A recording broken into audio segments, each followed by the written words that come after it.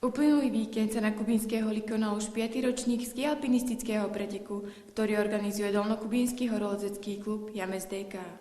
5. ročník skialpinistických pretekov v lyžiarskom stredisku Kubínska hoľa bol pre viacerých nadšencov tohto športu úvodnou previerkou sezóny. Prakticky 52 štartujúcich bolo rozdelených do kategórie elit, kde sa očakával súboj domáceho Juraja Laštíka s hviezdou svetových či európskych končiarov Petrou Svetojanským a kategórii Open. Podľa mňa som značne unavený len z toho dôvodu, že od včera po obede sme tu boli, sme tu trávili čas, čo sa týka značenia trate.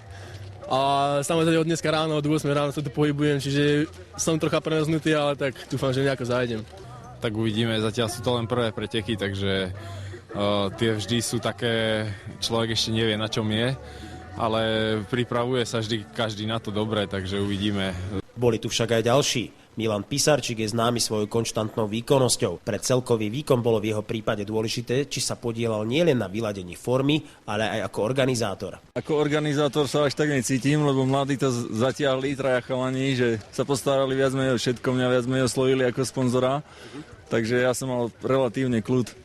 Na rozdiel od elity absolvovali účastníci Open preteku o polovicu kratšiu trať. Predsa len 15 km a 1480 výškových metrov nemuselo byť pre každého to práve orechové. Medzi štartujúcimi nechybali ani takí ako bývalý volejbalový extraligista Boris Demeter, duatlonista Tomáš Odlevák či cyklista Jozef Javorka. Teraz idem síce tretíkrát po 3 rokoch na skialp, ale pri šlapaní do kopca sa mi nemôže nič stať, akurát dole, ale tu mám noha, ako hovorím, od malička.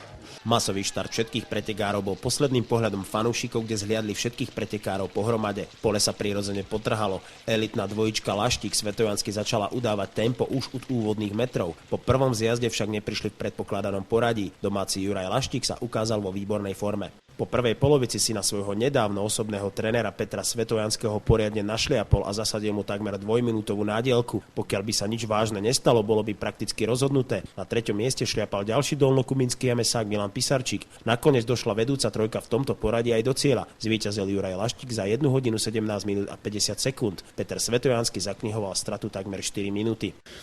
No som prekvapený, ale neviem, čo je s Petrom.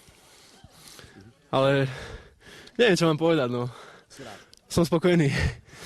Podobný odstup bol aj medzi druhou pozíciou a tretím Milanom Pisarčíkom. V kategórii Open zvíťazil Vlastimil Petrovič, medzi veteránmi Miki Gebura, ženské pole ovládla Eva Radochová.